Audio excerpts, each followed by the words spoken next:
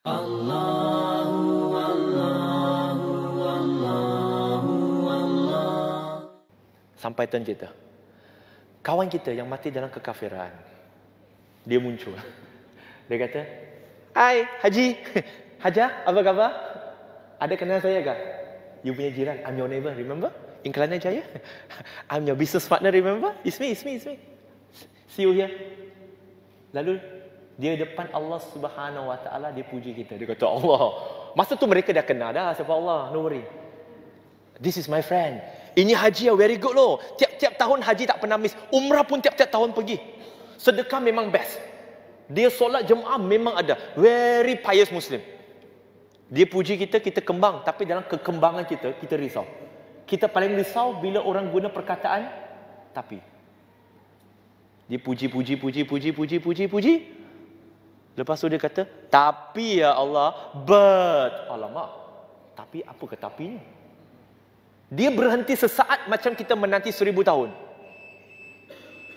Lalu dia kata, "Tapi ya Allah, ini saya punya kawan tak pernah bagi tahu saya tentang Allah, tentang Nabi Muhammad, tentang Islam."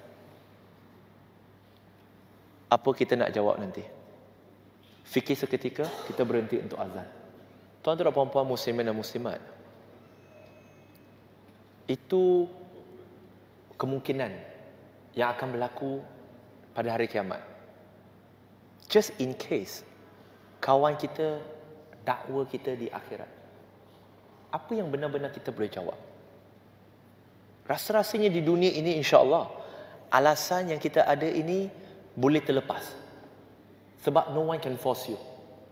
Tetapi pada hari Maliki Yaumiddin, hari di mana Allah Subhanahu Wa Taala yang akan menjadi hakim di atas segala perbuatan kita, apa yang kita nak jawab?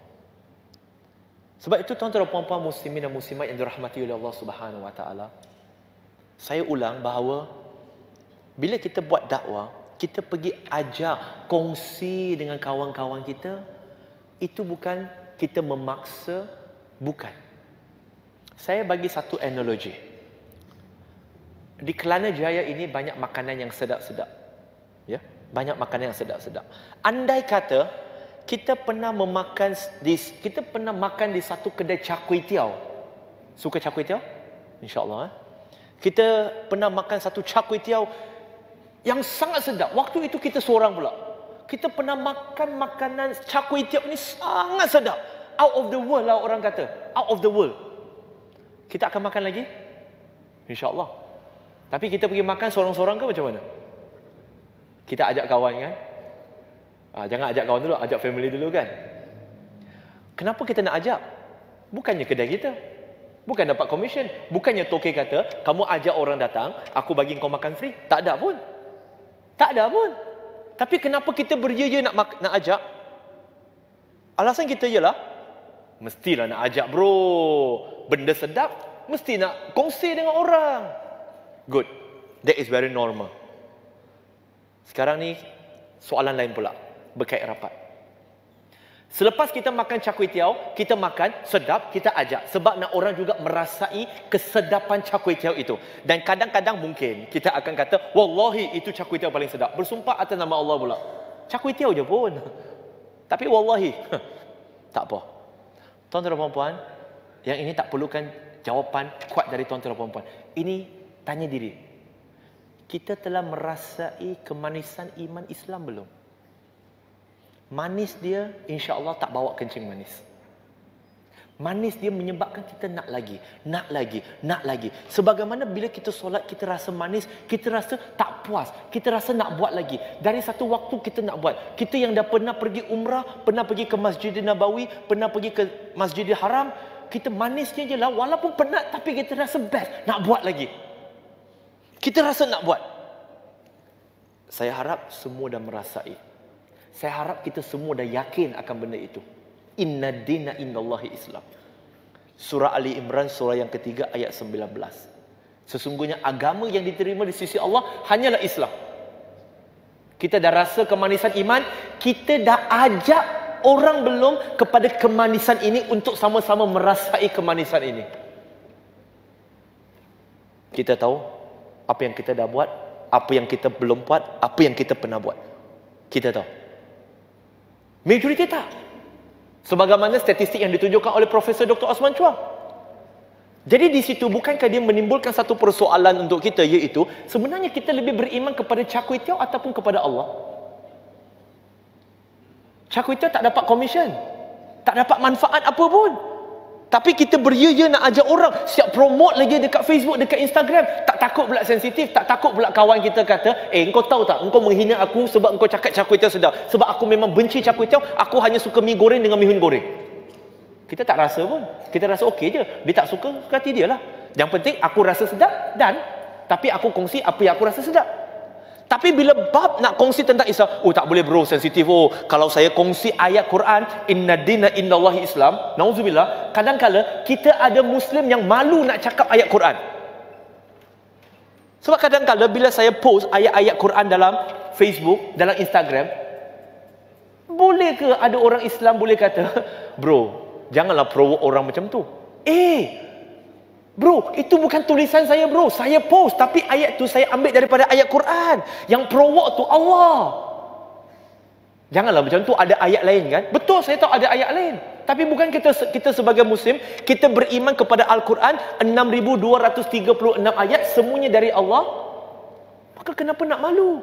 Adakah saya nak malu dan saya kata dengan orang, oh sesungguhnya agama yang diterima di sisi Allah hanya Islam. Siapa yang menganut agama lain, dalam surah Ali Imran surah ketiga ayat 85, mereka semua itu akan ditolak.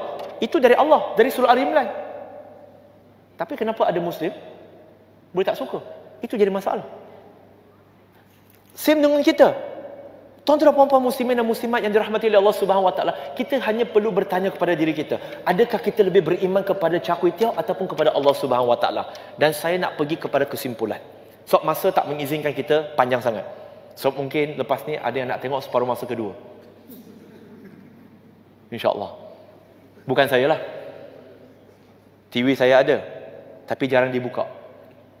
Sebab lebih baik saya balik rumah, saya tidur. Penat. Tuan-tuan dan puan-puan, kesimpulan saya. Kenapa dakwah atau didakwa? Saya bawa satu kisah dalam Quran. Iaitu tentang hari Sabat di mana Yahudi dilarang pergi ke laut tangkap ikan pada hari Sabtu.